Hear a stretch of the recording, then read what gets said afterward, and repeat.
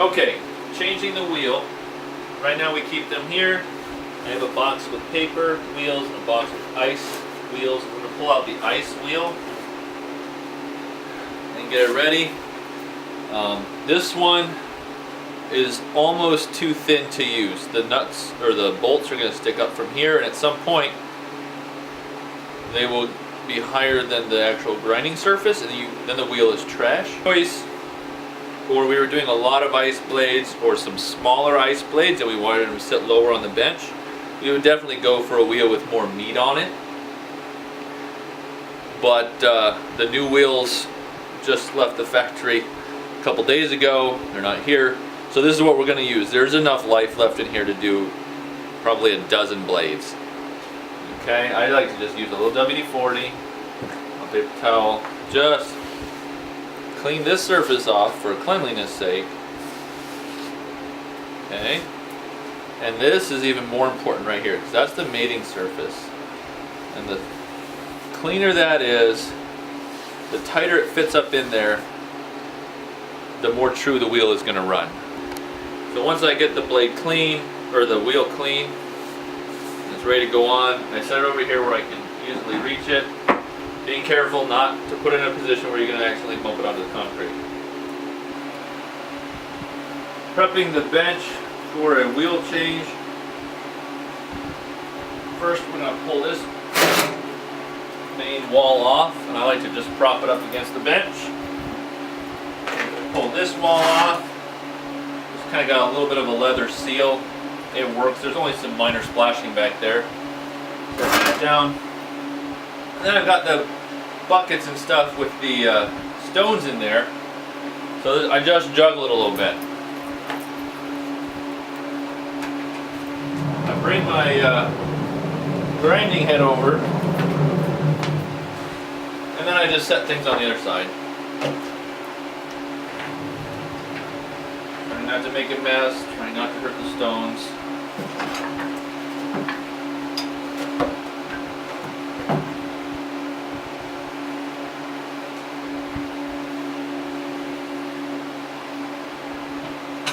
Okay, now the grinding head can come past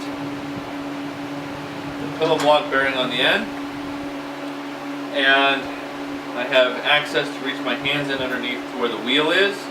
But before I do that,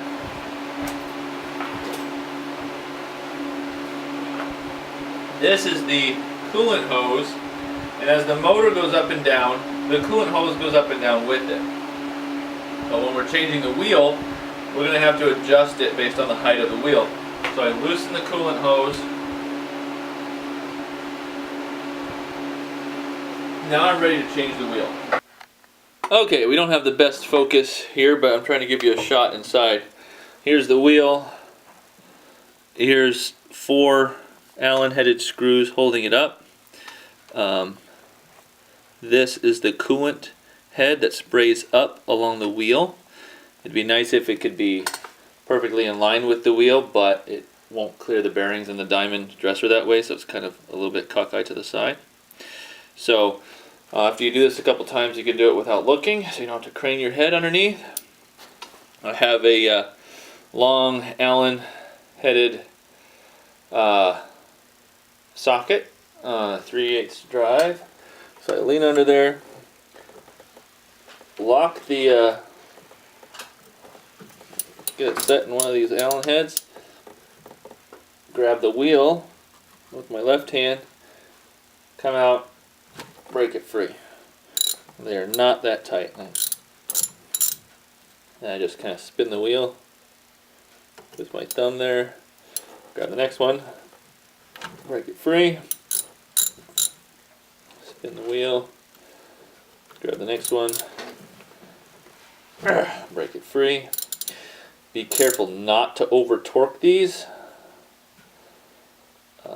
In summer 2017, last one here, we replaced the flange that the wheel bolts to, and we had a professional machinist create one for us that was much more true, and our product has been much better since then. So once they're broke free, you can pull these out by hand.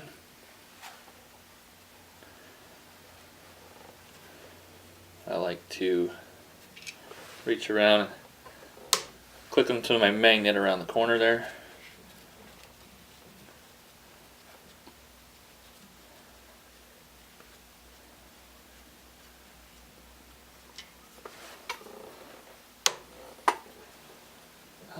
Spin it around. Get out the last one, or second. Okay, there's one. And then holding the wheel flat so it doesn't kink the Allen screw, I back out the last one.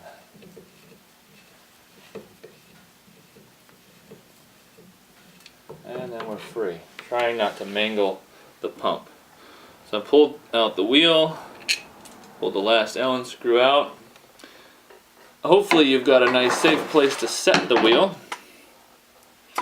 And these screws here, I like to clean them off, get all the debris off as possible. Anything you do to keep the threads and as clean as you can is going to extend the life of that equipment. And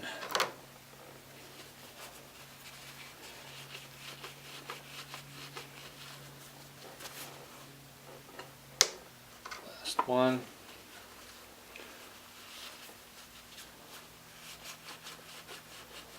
This is a very straightforward, simple procedure. You just gotta know how to do it. Then, going back for my rag with the WD-40 on it, I reach up in there and grab the top, the side, and the bottom of that flange. And I like to give it a nice good spin, trying to get any debris, any junk off. Give it a couple spins there. Look at the rag, there really wasn't any. And then there's a recess in the middle right here. And this little groove right here is where I'm worried about debris building up and then the next wheel not sitting smoothly. So I like to jam the paper towel in there, give it a couple spins. Looks like it was pretty clean, but better safe than sorry. So then I bring over my new wheel.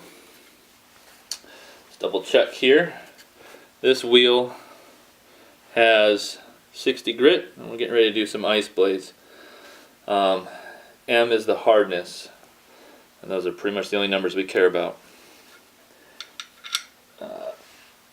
I do this by feel.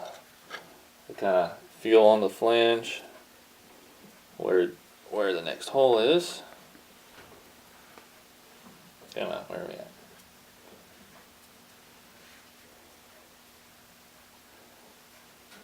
Okay, kind of oriented it. You can index the wheel to the mounting flange, but with the new mounting flange it's less critical. There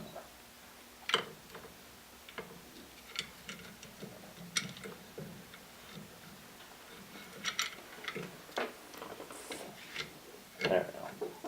I could crane my neck and look, but I just like doing it by feel. So I get that one pretty close. I don't want to bind anything. Spin it around a little.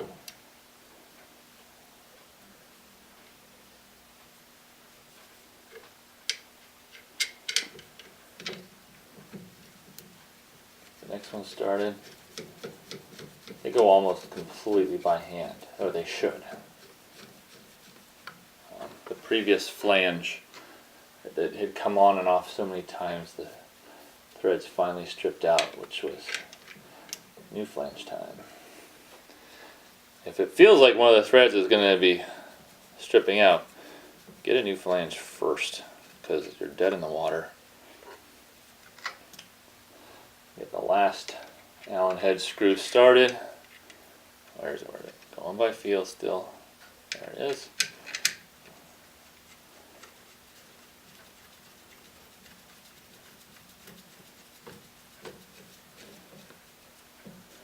Snug these guys up.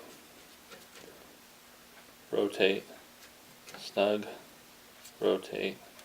Snug. They're all snug. we do have to do a little bit of tightening. So I get my wrench in there, centered on one, and just, my hand is here at the rotation of the wrench, not out here at the end of the handle where I got more leverage. Grab the wheel, snug. There's 4 of them, so there's not really the ability to do a star pattern. Snug. Snug. Snug. I go around one more time just in case. Snug. That didn't move. Moved a smidgen. Moved a smidgen.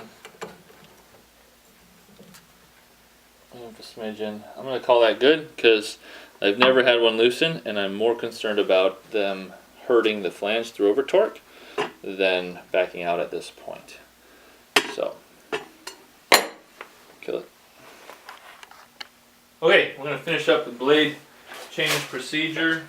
It's pretty straightforward. I slowly bring it across. If we put a much thicker wheel on, it could be hitting the bearings or the bench.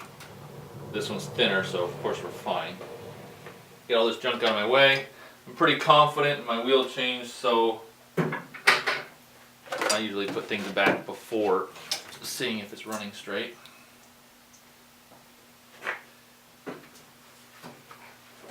Okay, slide the leather down between here, same way you got it out. Put the middle backsplash back in. Boom. 2 things we're looking at here. One is the coolant line, which again I do this by feel. I'm going to push this line up. See how it comes up through this collar. Oh, I might have to loosen these some more.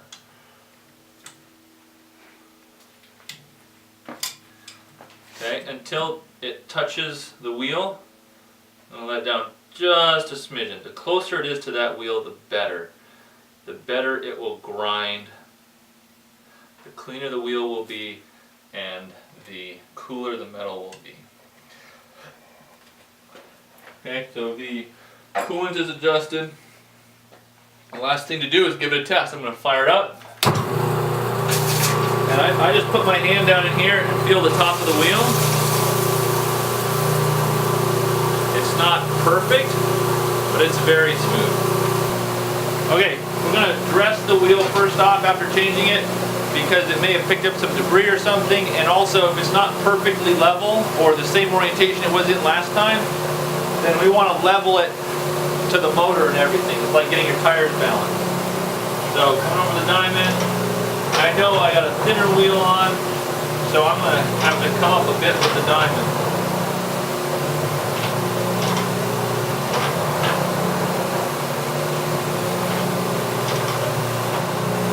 And one of the things you got to work on is coolant hose. If the spray head is angled this way, it will hit these bearings. So when I tightened it, it's tilted just a little bit. You can loosen it and turn it up here, or you can just reach under and there's an L fitting and just twist it away just a little bit.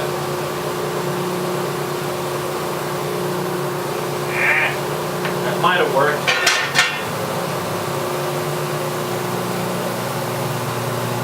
Yeah, just a little bit. Don't want to hit that bearing.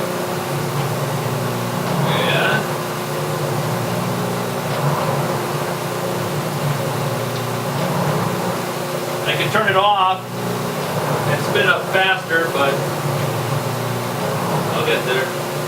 Uh-oh. Okay, so the diamond is as high as it can go. Instead of repositioning the diamond, I'll just bring the grinding head down slowly. We're going to adjust the diamond height. Allen head wrench, double end wrench.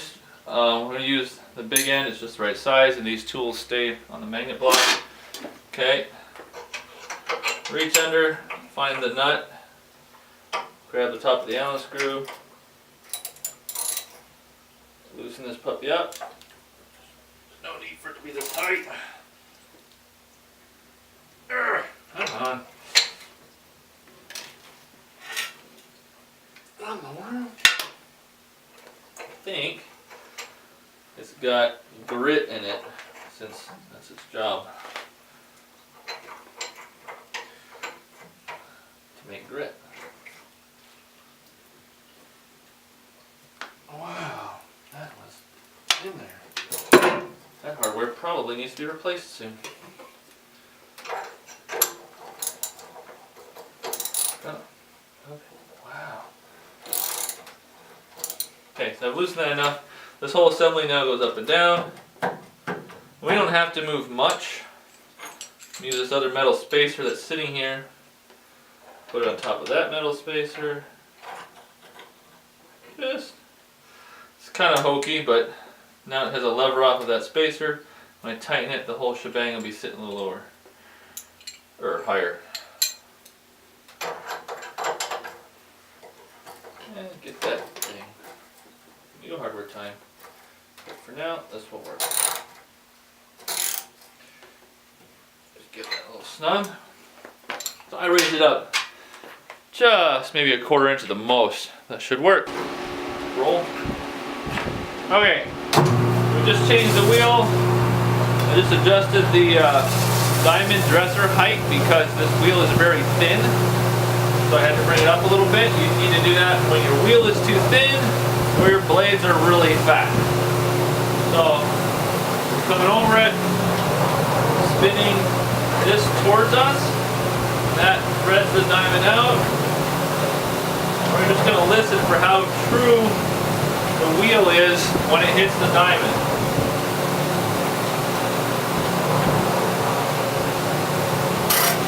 See how it's kind of a grrr? That's probably because the wheel is sitting on it just microscopically different than the last time we had this wheel on. Okay, that's about as high as my diamond can go, so that's a nice smooth dress right there. Okay, so we're done truing the wheel. Okay, just doing that with the diamond probably took as much wear on the wheel as doing 3 or 4 blades, but we will have a better product.